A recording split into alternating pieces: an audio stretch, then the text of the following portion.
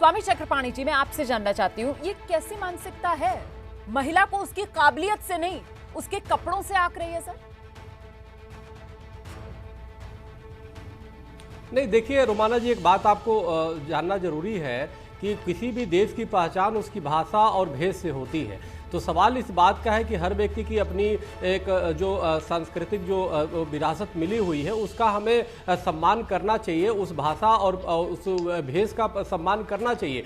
कोई भी हम सामाजिक क्षेत्र में, राजनीतिक क्षेत्र में, धार्मिक क्षेत्र में जब हम काम करते हैं तो उसकी एक भाषा और एक मर्यादा होती है, उसकी एक भेष। अब रुक जाइए एक मिनट, तो फिर क्या करें? सब लोग क्या पहनना शुरू कर दें? रुक गया।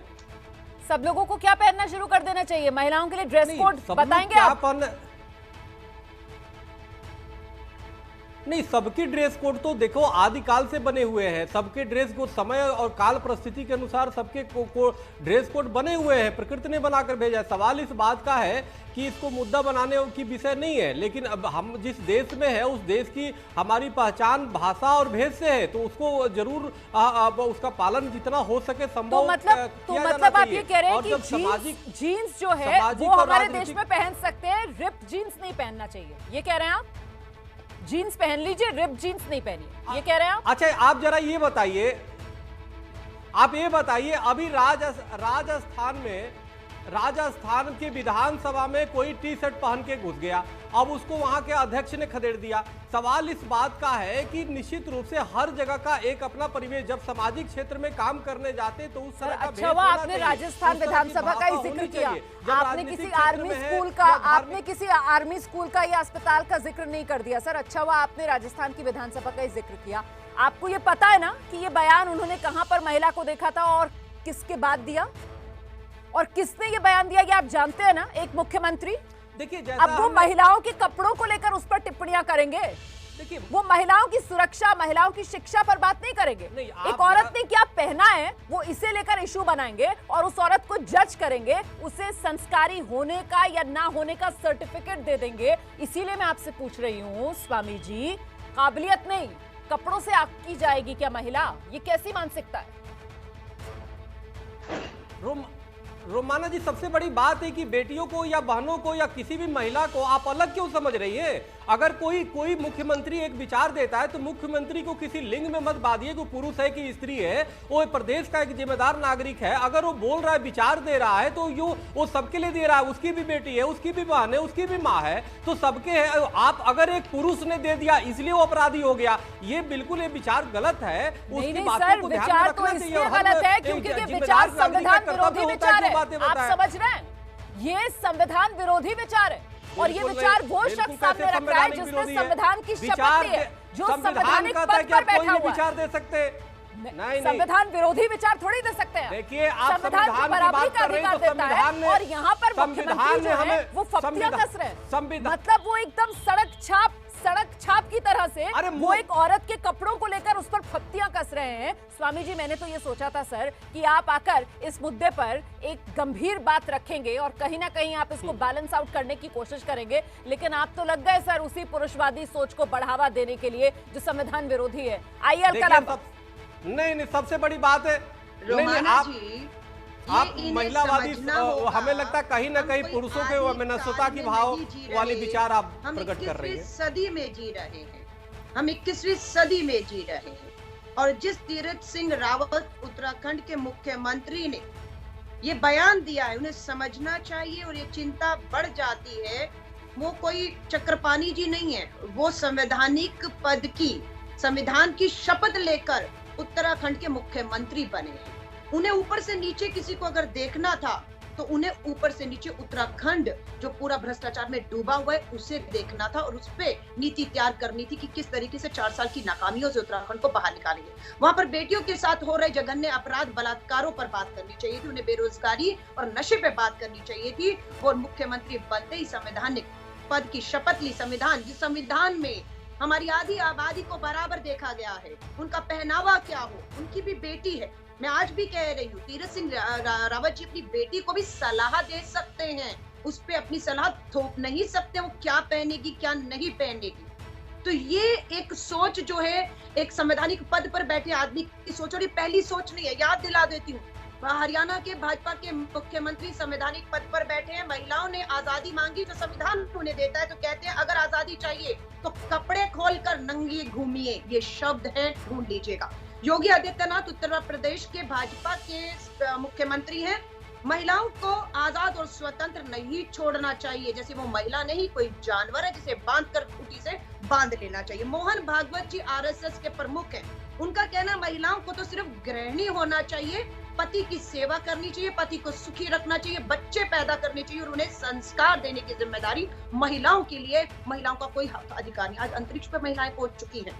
लेकिन कुल मिलाकर मैं तो इससे एक कदम आगे बढ़ना चाहूंगी और मैं कहूंगी कि दरअसल ये सोच जिसे इस वक्त आप दिखा रही हैं कि साहब ये बीजेपी पार्टी की सोच है, ये तो एक तरीके से वो पुरुषवादी सोच है ना। अब मैं यहाँ पर गिना दूं आपको समाजवादी पार्टी के मुखिया तबके, उनकी तरफ से किस तरीके का बयान दिया गया था, या फिर आप ही की पार्टी के नेता दिग्विजय सिंह उन्होंने किस तरीके से टंचमाल की बात कर दी थी, या फिर अभिषेक मुखर्जी उनकी तरफ से किस तरीके के बयान दिए गए थे। तो इस वक्त जरा पार्टी लाइन से ऊपर उठकर बात करते हैं।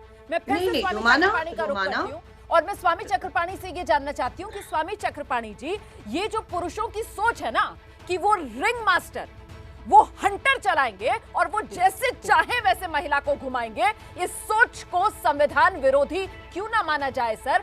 देखिए रोमाना जी, आप एक बहुत अच्छी एंकर हैं। आपका मैं व्यक्तिगत रूप से, आप भी एक लड़की हैं और अलका अंबा जी बैठी है, ये भी एक लड़की है। मैं दोनों का वास्तव में बहुत ज्यादा सम्मान करता हूं, चाहे आपके क्रांतिकारी कार्य हो या अलका जी भी बहुत अच्छा कार्य करती, बहुत अच्छी लीडर है। सवाल इस बात का है, आपकी भी देखिए भाषा या भेष एक अपनी भारतीय संस्कृति को प्रदर्शित करता है। सवाल इस बात का है कि अगर इस तरह के विचार कोई रखता, मैं किसी पार्टी पॉलिटिक्स में बिल्कुल नहीं पड़ता, मैं आपको बता रहा हूं। बस ये हम चाहते हैं कि हर अपनी भाषा और भेष का बिल्कुल हर व्यक्ति को सम्मान करना चाहिए और हर बेटी को सलाह देना चाहिए। अलका जी ने बहुत अच्छी बात कही। आपको पता है ये जो तर्क आप यहाँ पर बैठकर दे रहे हैं, इसी वजह से महिलाओं के खिलाफ जो अपराध होते हैं वो रुकते नहीं है सर। ये वही सोचे जो कहती है अच्छा रेप हो गया, बलात्कार हो गया, कपड़े क्या पहने हुए थे उस महिला ने, कितने बजे घर से गई थी, किसके साथ गई थी, ये वो सोच है सर जो सारी जिम्मेदारी महिला पर डाल देती है। ये वो सोच है सर जिसके बड़े डबल स्टैंडर्ड्स हैं कि अगर देवी है ना आप तो हम आपकी पूजा करेंगे, अगर आप मर्यादा में रहेंगी ना, हमारी बताई हुई मर्यादा, अगर आप संस्कारों का पालन करेंगी ना, हमारे तय किए गए संस्कार, तो हम आपकी आरती उतारेंगे, नहीं तो तुमसे ज्यादा गिरी हुई, तुमसे ज्यादा बदचलन कोई हो नहीं सकता है, और फिर जो हम तुम्हारा हश्र करें तुम भुगतो। ये वो सोच है सर। रोमाना जी एक सवाल पूछिए। नहीं, अब ऐसा इस तरह की अगर कोई सोच रखता है तो उसको निश्चित रूप से संविधान के अंतर्गत तो सजा का प्रावधान उसके पास है, लेकिन तो यही तो सोच है। ऐसे अपराधों को बढ़ावा देने वाली तो ये सोच है जो इनके बयान से सामने आ रही है। उत्तराखंड के सीएम तीरथ सिंह रावत के बयान से इसी सोच को तो बढ़ावा मिल रहा है। ये कह रहे हैं कि हम नहीं, रावत उनका क्या बयान है, देखिए हम तो ये कह रहे हैं कि बेटियों को आगे बढ़ना चाहिए, इसके लिए बहनों को आगे बढ़ना चाहिए, आपको आगे बढ़ना चाहिए, अलका जी को बढ़ना चाहिए और अपने भेष और भाषा का जो आप खुद उसका पालन करते हैं उसका प्रचारित करना चाहिए। बीजेपी और कांग्रेस कहां से आ गई? सवाल इस बात का, बेटियों को आगे आकर के अपनी भेष और भाषा का सम्मान करने के लिए बेटियों को जागृत करना चाहिए, लड़कों को भी जागृत करना चाहिए। हम तो लड़कों के लिए भी कहते हैं भाई किसी भी प्रकार से हर लड़के को चरित्रवान होना चाहिए, तो हर बच्चे संस्कारवान होंगे। चाहिए महिलाओं को क्यों कटघरे में खड़ा कर देना चाहिए? ऊपर से नीचे तक महिलाओं का चीरहरण क्यों किया जाना चाहिए अपनी नजरों से कि वो नीचे सबसे पहले गमबूट्स पहने हुए थे, उसके बाद फटी हुई जीन्स पहनी हुई थी, महिलाओं का चीरहरण क्यों कर रहे हैं अपनी नजरों से? आइए अलकारांबा। अरे रोमाना जी मेरी किस पुरुषों की बात कर रही है जिन पुरुषों ने महिला के सम्मान के लिए पूरे महाभारत का युद्ध लड़ लिया, पूरे महिलाओं के सम्मान के लिए पूरी रामायण आप देख लीजिए हो गया, कितने पुरुष अपने को बलिदान कर दिए, उन पुरुषों पे आप कमेंट कर रही हैं। पुरुषों ने कितना त्याग किया ये भी तो देखिए ना, महिलाओं के मान और सम्मान की रक्षा के लिए, उनकी प्रतिष्ठा के लिए। तो ऐसे आप नहीं कर सकते पुरुष और महिला में। कलयुग में जी रहे हैं हम, कलयुग में जी रहे हैं हम, इसी युग के पुरुषों का उदाहरण देंगे तो बेहतर रहेगा। और इसी युग के पुरुषों ने जिस तरीके की बयानबाजी की है ना, वो भी संविधान की शपथ लेने के बाद जो संविधान का अपमान किया है ना, उस पर मैं चर्चा कर रही हूँ। तो प्लीज इस बहस को डिरेल मत कीजिए। आइए अलकारांबा। इसी कलयुग में संसद से कानून बना है, इसी कलयुग में संसद से कानून बन गया है बेटियों के। वो कौन से हमारे संस्कार हैं जो इसका बलात्कारों का या आदि युग के बलात्कारों पे तो ये नहीं बोलते हैं, आज उस पे नहीं बोलते, लड़कियों के पहनावे पर बोलते हैं। हमने निर्भया देखा, हमने हाथरस देखा कि बेटियों के चरित्र हनन तक किए गए और सारा दोष यहाँ तक आ गया कि जो है बलात्कार की अगर कोई दोषी है तो वो दोषी है जिसका बलात्कार हुआ है, क्योंकि कहीं ना कहीं उसका चरित्र, उसका संस्कार, उसको रात को नहीं निकलना चाहिए था, कपड़े ऐसे। ये सोच जो है ना, ये सत्ता में बैठी है, ये संवैधानिक पदों पर बैठी हुई है। आप कैसे उम्मीद कर सकते हैं कि व्यवस्था बेटियों के लिए आने वाले समय में भी बदलेगी कभी? पार्लियामेंट में आज स्मृति ईरानी जी बोल रही थी, पूरा भाषण दिया, लेकिन अपने उत्तराखंड के मुख्यमंत्री के इस बयान पर एक शब्द नहीं कहा। तो मुझे लगेगा बचने से नहीं होता, आगे बढ़कर एक कदम, खास सोच जो सत्ता में संवैधानिक पदों पर है, उनकी सोच पर चोट नहीं करेंगे तो हमारी आधी आबादी के लिए जो हालात हैं, जिस तरह से बलात्कार अपराध हो रहे हैं, वो बदलेंगे नहीं रोमाना, वो नहीं बदलेंगे। स्वामी चक्रपाणी जी, यहाँ पर बड़ा सवाल ये हो जाता है कि वो पुरुष जो हैं वो ये क्यों सोचने लगते हैं कि वो तय करेंगे, महिलाओं के लिए फैसले वो लेंगे? क्यों सर? लक्ष्मण रेखा खींचने का अधिकार एक महिला के लिए पुरुष को किसने दिया? रोमाना जी एक तो पुरुष महिला छोड़िए, सवाल इस बात का मैं सही कि आप सही, ये मत देखिए, क्या सही है ये देखिए, और क्या भेष कौन कह रहा है, पुरुष कह रहा है कि महिला कह रहा है, ये महत्वपूर्ण नहीं है। महत्वपूर्ण ये है कि मैं बताती हूँ सर आपको क्यों महत्वपूर्ण है, मैं बताती हूँ सर आपको क्यों महत्वपूर्ण है। क्योंकि तीरथ सिंह रावत जो है सर, वो यूं ही कोई आम आदमी नहीं है, वो एक प्रदेश के मुख्यमंत्री हैं, इसलिए महत्वपूर्ण है सर। क्योंकि तीरथ सिंह रावत जो है उन्होंने संविधान की शपथ ली है सर, और वो संविधान विरोधी बयान रख रहे हैं, इसलिए महत्वपूर्ण है। तीरथ सिंह रावत के फॉलोअर्स हैं सर, उनके पार्टी के कार्यकर्ता हैं, जो तीरथ सिंह रावत कह रहे हैं सर, उसका असर होगा नीचे तक, ग्राउंड लेवल तक उसका असर होगा सर, और ये महिलाओं के लिए हानिकारक है बयान, इसीलिए मैं कह रही हूं।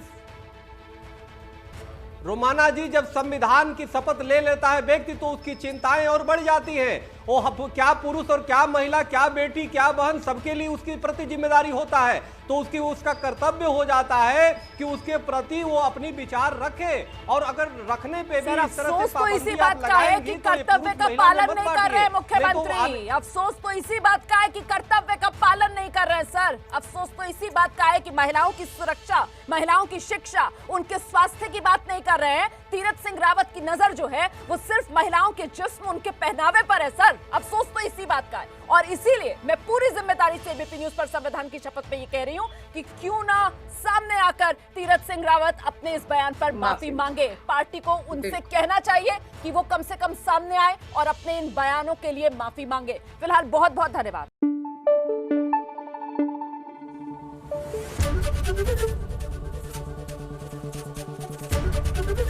एबीपी न्यूज आपको रखे आगे।